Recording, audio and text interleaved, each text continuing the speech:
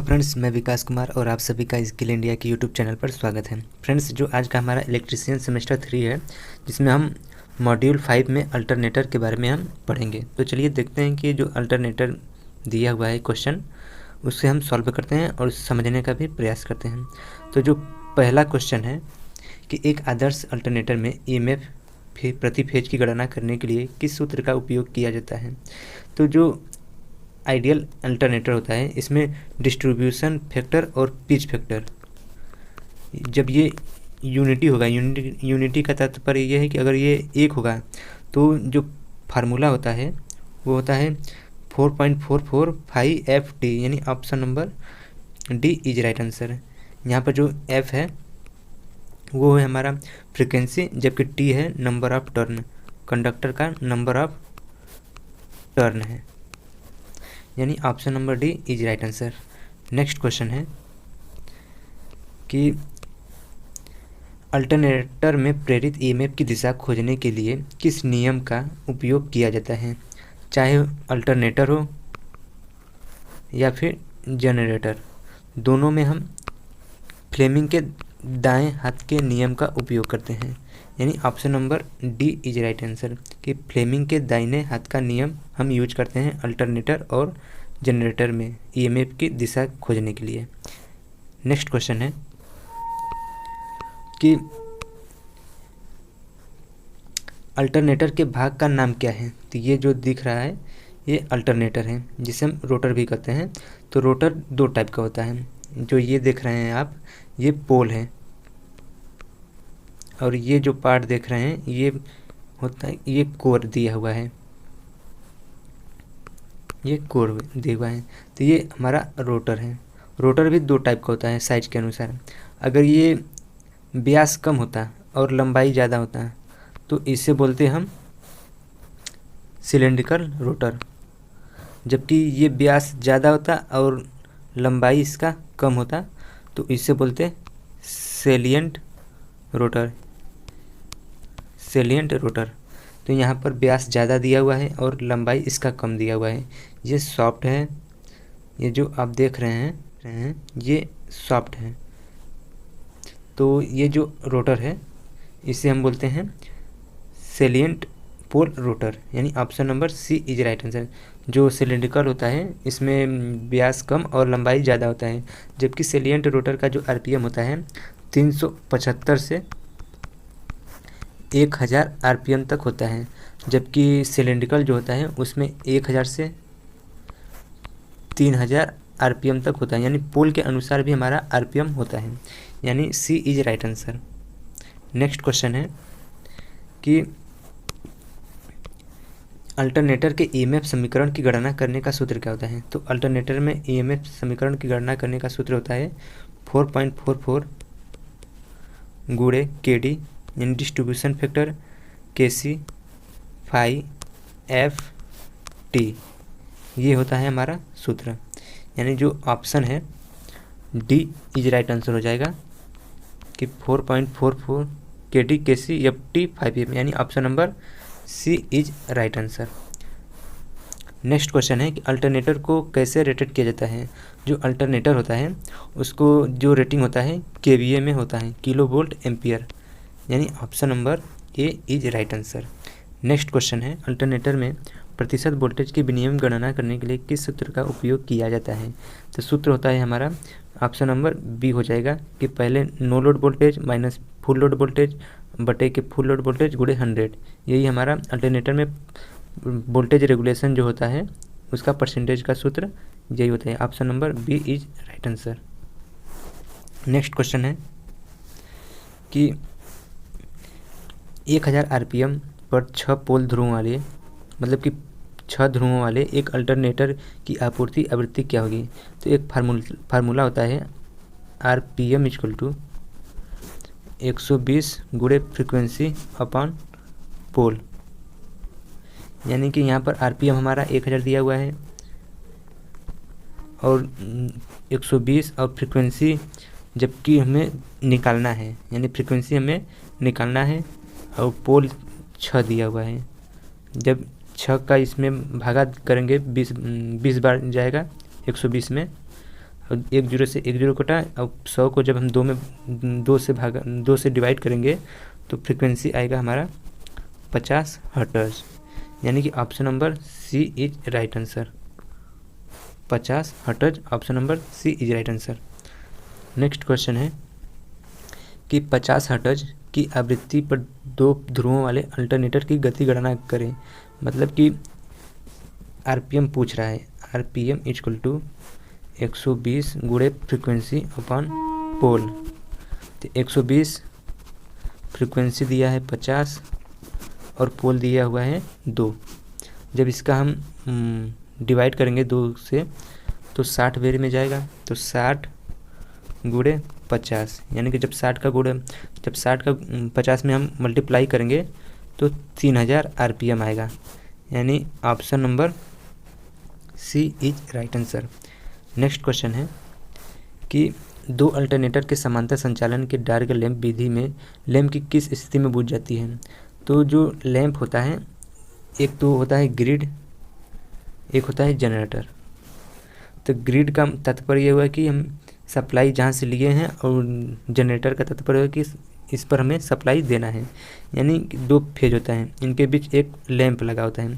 यानी दोनों फेज में अगर वोल्टेज समान हो, फेज सीक्वेंस भी समान हो, और वोल्टेज, फेज सीक्वेंस और फ्रीक्वेंसी जब ये तीनों समान होंगे तो हमारा जो बल्ब है ये बुझ जाएगा। इसी को बोलते हैं dark lamp method, dark lamp method, DLM। यानी जो हमारा ऑप्शन हो जाएगा, वोल्टेज और फ्रीक्वेंसी अगर बराबर होगा तो ही हमारा डार्क लैंप मेथड अप्लाई होगा। Option number B is right answer. Next question है, अल्टरनेटर में आर्मेचर प्रतिक्रिया के कारण डीमैग्नेटाइजिंग प्रभाव की भरपाई कैसे करें।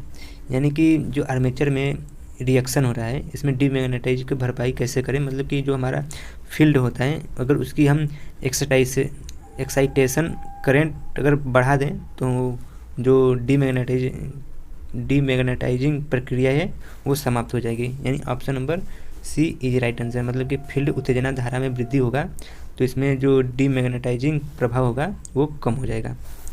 नेक्स्ट क्वेश्चन है कि सिंक्रोस्कोप का उपयोग क्या है। तो सिंक्रोस्कोप क्या होता है, एक तरफ से बल्ब ही होता है।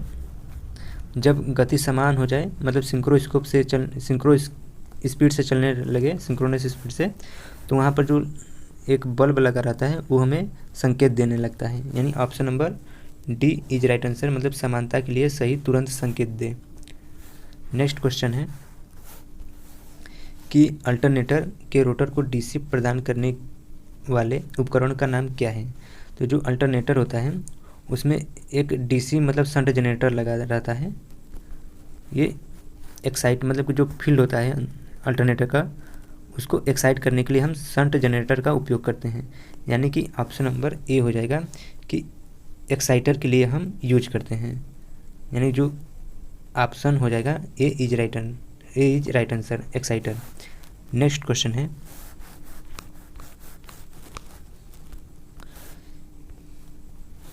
कि अल्टरनेटर में डैम्पर वाइंडिंग का उद्देश्य क्या होता है। तो अल्टरनेटर जो होता है इसमें 2 तरह का स्पीड होता है, एक सिंक्रोनस स्पीड होता है, एक रोटर स्पीड। इन दोनों अंतर को एक स्लिप भी कहते हैं। तो एक सिंक्रोनस स्पीड, एक रोटर स्पीड होता है।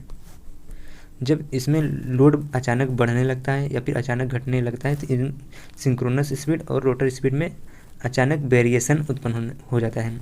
तो जब वेरिएशन उत्पन्न होता है तो कुछ आवाज़ आता है, मतलब हमिंग की आवाज़ आता है। यानी कि उस हमिंग आवाज़ को रोकने के लिए हम डैम्पर वाइंडिंग उपयोग करते हैं। और इसका उद्देश्य ये होता है कि जो भी हंटिंग प्रभाव होता है उसको कम कर सके। यानी ऑप्शन नंबर सी हो जाएगा कि हंटिंग प्रभाव को कम करता है। नेक्स्ट क्वेश्चन है कि अल्टरनेटर के समांतर संचालन से पहले किस स्थिति में संतुष्ट किया जाता है। तो जो अल्टरनेटर में अगर समांतर चलाना है, जैसे ये 2 अल्टरनेटर हो गया, इसको दोनों को समांतर में चलाना है, तो इसमें हम वोल्टेज समान देंगे, फ्रीक्वेंसी समान देंगे और फेज सीक्वेंस भी समान देंगे। यानी ये तीनों अप्लाई होगा। इसमें से हमारा फेज सीक्वेंस यानी जो ऑप्शन है कि phase sequence must be same, यानी कि फेज अनुक्रम समान होना चाहिए समांतर संचालन करने के लिए। Option number B is right answer. Next question है कि 4 पोल वाले रेटेड वोल्टेज पर 50 हर्ट्ज की आवृत्ति के साथ जुड़े एक अल्टरनेटर की गति क्या होगी। तो आरपीएम इक्वल टू होता है 120 गुणे फ्रीक्वेंसी अपॉन पोल।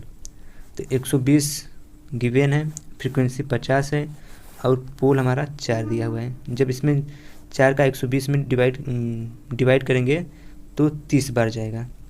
जब 30 का 50 में मल्टीप्लाई करेंगे तो 1500 आरपीएम आएगा, यानी option number B is right answer, 1500 RPM.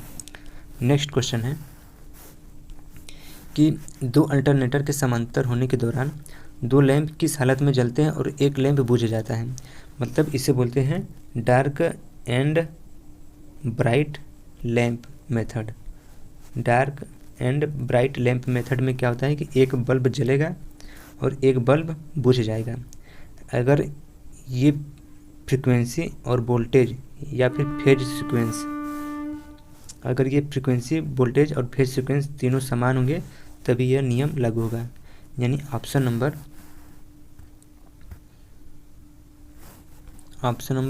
B is right answer. Voltage and frequency are equal, यानी वोल्टेज और फ्रीक्वेंसी बराबर होंगे तो यह नियम लागू होगा। डार्क एंड लाइट मेथड होता है। नेक्स्ट क्वेश्चन है कि यदि भार बढ़ता है तो अल्टरनेटर का टर्मिनल वोल्टेज कम हो जाता है, क्यों। यानी कि एक ग्राफ दिया रहता है ऐसे करके और ऐसे। शुरुआत में जब अल्टरनेटर चलता है तो वहाँ पर आर्मेचर रिएक्शन के कारण कुछ वोल्टेज ड्रॉप होता है, और दूसरा होता है आर्मेचर प्रतिरोध, यानी कि IA आर्मेचर जो प्रतिरोध होता है, भार बढ़ने पर अल्टरनेटर का जो टर्मिनल वोल्टेज होता है वो कम होता है। कम तो आर्मेचर रिएक्शन से भी होता है, लेकिन जब आर्मेचर रिएक्शन और आर्मेचर प्रतिरोध दोनों हो ऑप्शन में तो इसमें हम प्राथमिकता आर्मेचर प्रतिरोध को ज़्यादा देते हैं, यानी option number D is right answer. Next question है कि AC जनरेटर में डैम्पर वाइंडिंग का उपयोग करने का उद्देश्य क्या होता है। तो डैम्पर वाइंडिंग हम इसलिए यूज करते हैं क्योंकि जो हंटिंग प्रभाव होता है, हंटिंग प्रभाव उसे बचा जा सके। मतलब अचानक लोड बढ़ने पर या फिर अचानक लोड घटने पर जो अल्टरनेटर के अंदर जो हंटिंग प्रभाव होता है उसको रोका जा सकता है, यानी option number D is right answer. Next question है कि अल्टरनेटर का प्रकार क्या है। तो ये हमारा एक अल्टरनेटर दिया हुआ है जिसमें ये मेन फील्ड है, ये मेन आर्मेचर है और ये एक्साइटर है। एक्साइटर का कार्य क्या होता है कि मतलब कि जो भी अंदर का फील्ड मतलब कि घूम रहा है, मतलब फ्लक्स, उसको एक्साइट करना, और ये हमारा एक्साइट फील्ड हो गया। अब बीच में 2 तार गया दिख रहा होगा आपको, यानी कि ना तो ये स्लिप रिंग से कनेक्टेड है और ना ही ये ब्रश से, कार्बन ब्रश से, तो इससे हम बोलेंगे ब्रशलेस अल्टरनेटर, यानी option number A is right answer. कि जो ये अल्टरनेटर दिख रहा है इसे हम ब्रशलेस अल्टरनेटर भी कहेंगे, option number A. Next question है कि 2 पोल 50 हर्ट्ज और RPS में गति करना है, यानी कि जो RPS होता है यानी कि रेवोल्यूशन पर सेकेंड, वहाँ पर 120 होता है, तो यहाँ पर 2 गुणे फ्रीक्वेंसी अपॉन पोल, यानी 2 गुणे फ्रीक्वेंसी 50 हर्ट्ज और पोल कितना दिया हुआ है 2। जब 2 से 2 कटेगा तो RPM कितना आएगा 50 RPS, RPM नहीं RPS होगा क्योंकि हम सेकेंड में निकाल रहे हैं, ऑप्शन नंबर ए। अगर यहाँ पर RPM पूछता तो 2 के जगह 120 हो जाता। नेक्स्ट क्वेश्चन है कि घूर्णन क्षेत्र प्रकार अल्टरनेटर का उपयोग करने का क्या फ़ायदा होता है। यानी कि जो अल्टरनेटर होता है उसके सॉफ्ट पर स्लिप रिंग मोटर लगा होता है या फिर कार्बन ब्रश या फिर कम्यूटेटर लगा होता है। तो इसका एक ही फ़ायदा होता है कि 2 स्लिप रिंगों की आवश्यकता होती है, चाहे फेजों की संख्या कितनी भी हो। यानी कि अगर 2 स्लिप रिंग रहेंगे तो वो अल्टरनेटर को DC में भी कन्वर्ट कर सकता है, यानी option number D is right answer. Next question है कि अल्टरनेटर में फील्ड उत्तेजना धारा को बढ़ाने से क्या प्रभाव पड़ता है। यदि हम अल्टरनेटर का फील्ड धारा बढ़ाएंगे तो जो डीमैग्नेटाइज होता है, मतलब कि एक होता है मैग्नेटाइज, एक होता है डीमैग्नेटाइज। तो डीमैग्नेटाइज अगर हम धारा बढ़ाएंगे तो वो डीमैग्नेटाइज कम हो जाएगा, यानी कि प्रिवेंट डीमैग्नेटाइजिंग, यानी विचलन को रोकता है। मतलब कि जो डीमैग्नेटाइजिंग होता है उसको रोकने के लिए अगर हम फील्ड धारा बढ़ाएंगे तो वो कम हो जाएगा। Option number A is right answer. Next question है कि अल्टरनेटर में 30 डिग्री कोण मतलब अल्फा के साथ 36 स्टेटर स्लॉट 4 पोर वाले घुमावदार के पिच फैक्टर की गणना कीजिए। तो जो पिच फैक्टर होता है वो कास अल्फा अपॉन 2 होता है। तो यहाँ पर कास अल्फा बाई 2, जो अल्फ़ा का मान दिया हुआ है वो 30 डिग्री दिया हुआ है। तो कास 30 डिग्री अपॉन 2 से जब हम डिवाइड करेंगे तो कास 15 डिग्री आएगा। जब कास 15 डिग्री का मान होता है 0.965, यानी option number B is right answer, 0.965। Next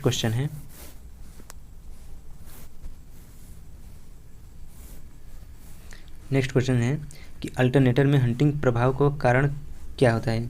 मतलब जो अल्टरनेटर में हंटिंग के प्रभाव का कारण एक ही होता है कि जो लोड में निरंतर उतार और चढ़ाव हो रहा है उसी के कारण हंटिंग प्रभाव होता है। इसके लिए हम डैम्पर वाइंडिंग का उपयोग करते हैं। जो अल्टरनेटर होता है उसमें हम डैम्पर वाइंडिंग करते हैं क्योंकि जो हंटिंग प्रभाव को कम कर सके, यानी ऑप्शन नंबर डी हो जाएगा कि लोड में निरंतर उतार चढ़ाव के कारण ही हंटिंग प्रभाव होता है। नेक्स्ट क्वेश्चन है कि यदि एक अल्टरनेटर में लोड हटा दिया जाता है तो वोल्टेज 480 वोल्टेज से 660 वोल्टेज हो जाता है, मतलब बढ़ जाता है। और वोल्टेज विनिमय प्रतिशत की गणना कीजिए, मतलब वोल्टेज रेगुलेशन का हमें फार्मूला याद होना चाहिए। तो नो लोड वोल्टेज होता है, जो फार्मूला होता है no load voltage minus full load voltage बटे के फुल लोड वोल्टेज गुणे 100, यानी कि यहाँ पर जो दिया हुआ है फुल लोड वोल्टेज 480 और नो लोड वोल्टेज 660। जब 660 माइनस 480 और फुल लोड वोल्टेज 480 गुणे 100 परसेंटेज में हमें निकालना है। तो जब 660 में से 480 को मतलब घटाएंगे तो 6 में से 16 में से 8 निकला 8 और 180 बटे 480 गुणे 100, 1 जीरो से 1 जीरो कटा, यानी 18 बटे 48 गुणे 100। अब इसे हम 36 18 8 6 का 48, यानी 3 बटे 8 गुणे 100 करेंगे तो ये लगभग आएगा 37.5%। जो वोल्टेज रेगुलेशन आएगा 37.5 वोल्टेज, मतलब जो ऑप्शन आएगा 37.5% में आएगा। देखते हैं ऑप्शन क्या है। ऑप्शन है 37.5%, यानी option number C is right answer. बस दोस्तों आज के लिए बस इतना ही, मतलब कि जो हमारा अल्टरनेटर का जो चैप्टर था ये समाप्त हो गया। जो अगला होगा वो होगा इलेक्ट्रॉनिक्स जो पार्ट 2 होगा, क्योंकि इससे पहले हम पार्ट 1 अपलोड कर दिए हैं। अगर आपको पार्ट 1 चाहिए तो कुछ प्लेलिस्ट में जाकर आप इस वीडियो को विजिट कर सकते हैं पार्ट 1 को। और जो पार्ट 2 होगा ये नेक्स्ट वीडियो जब अपलोड होगा उसमें समझा दिया जाएगा।